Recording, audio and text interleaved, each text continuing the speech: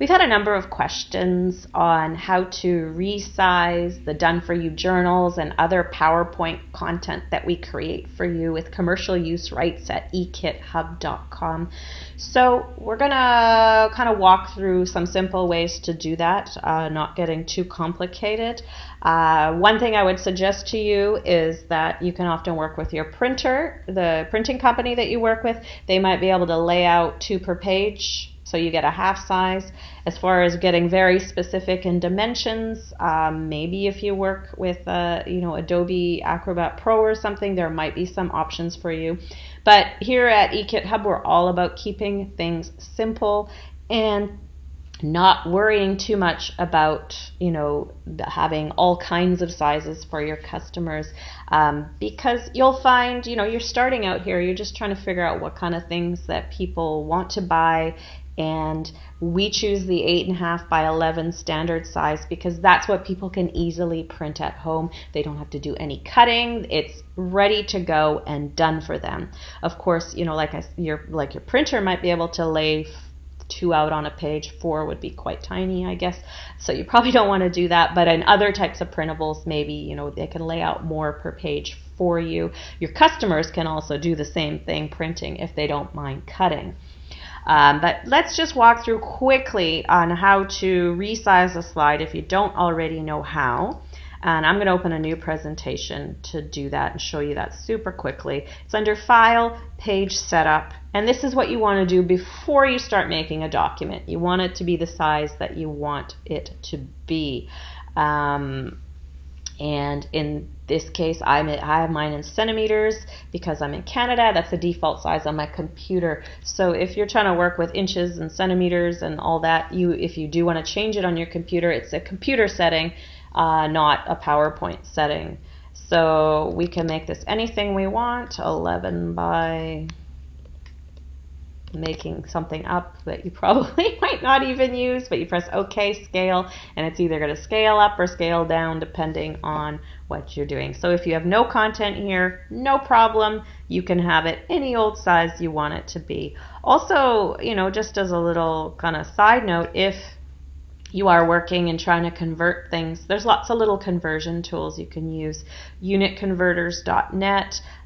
This is pixels to inches, and that will come in handy when you're working with images. They probably have centimeters and inches as well. I have rapid tables open here. Don't worry about writing those down, because anytime you need to convert something, you just Google inches to centimeters converter and you're going to find so many options. You're not going to worry about what they are, just put it in and you'll be able to do that. And you may, if you're selling stuff online to a worldwide audience, a lot of your customers are going to be American, most familiar with inches, and even outside of Canadians are very familiar with inches as well. Actually, sometimes in document size, I actually know that better than I do centimeters. But this is a tool you can use to help your listings too, right? Or your product descriptions. Include both.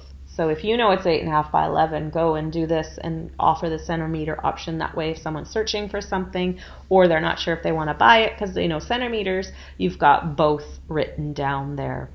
I also had a quick peek. Google is our friend as an entrepreneur, and I guess I'm going to side note with a little lecture here, because our goal at eKitHub is, to have done-for-you content that you can customize, right?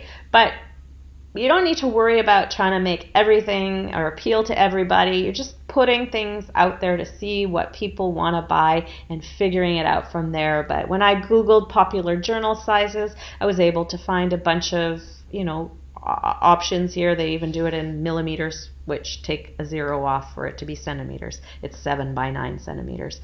And the inch size. Now, you don't want to, with our done-for-you content, you don't want to change the dimensions. I mean, you can, or customers can even do that a little bit, and they can print it, but then they're going to be cutting pages to make it work. So it's probably not the best idea. Work with what you've got, keep the dimensions, and just make it smaller or bigger. And I'm going to show you how your customers can do that if you're selling the digital download to them.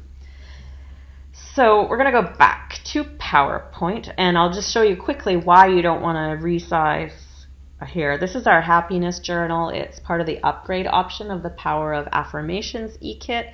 So if we go to page setup, and let's say in PowerPoint we want to keep the dimensions, it doesn't work. So you go and do half. Oops, pardon me. I was trying to make it a little bit too large there. Okay, and it's gonna smaller size. So I'm gonna scale it. And you see what happens. The title page looks fine because it's an image. That's also an option to work with images instead of documents, which can be resized more easily. But this is what happens. So you see here, this is specified in pixels, so it stays the same when you scale down, but it looks bigger because it's on a smaller page. Then when it comes to the text, PowerPoint tries to fit it in, but they do a terrible job. So you don't want to do this. I just want to tell you that. But what you probably do want to do is you can, if you're giving out printables, you can teach your customers how to, make it smaller. But again, they're going to want to keep the scale, especially on a large document like this. I can't imagine they're going to want to cut 72 pages. If it's a single thing, they might be able to it's an insert to their journal. There is a way to maybe do it, and they can cut the pages to fit as they need. So I'm going to get to that in a second. But what we do is we export to a PDF. If you don't already know how to do this, so File, Export, and there's PDF is the default. You can also export to PNG, JPEG, all kinds of things, so that you also have that option to work with images if you prefer to work with images. But this, we're going to show you the export as a PDF. I'm not going to do it because it takes like a minute and it'll hold up the computer. I've already done it and I've got it open in Adobe Reader. So here, if you're printing yourself or your customers are printing, they can go under, so we've got like a 72-page journal here. It looks lovely. So you're going to go to print. And an option to keep the scale is multiple pages, right? So, and then there will be cutting involved as well, but it's simpler cutting than if they want to specify the size. So if you go to page setup, and the paper size, you can do manage custom sizes. You'll add a size here. I'm not going to do that right now. I'm just going to choose one of the other ones, but they could totally customize what they want. Let's say we do an A3, and oops, we're not doing multiple anymore. There, back to just one per page, right? So what you could do here is say fit, and it'll fit it a little better, but then they can cut the top and bottom here. So again, on a 72-page journal, that's probably too much cutting and working with it. So it's better off that they, you just keep the size it is, or work, if you're printing it out, work with your printer and they can do 2 per page or something like that. But there are options, to fit it. In the end, if you're working with done-for-you content, we really encourage you not to complicate the process too much. I mean, change covers, change the background, change the text, add affirmations, or take some out if you prefer different ones.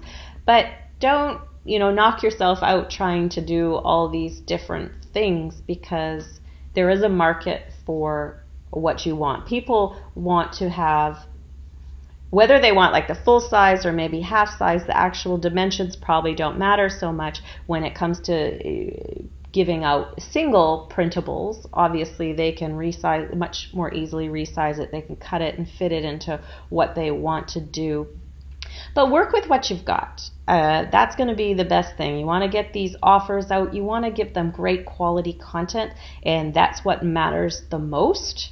Of course, there are more advanced ways of working with things, and you can learn those as you go along. But yeah, don't bog yourself down in too many details or trying to make fit a square peg in a round hole, as they say, right? So I hope this was useful, and we will see you in the Facebook group. If you have any questions or you need anything, we're happy to always help you out.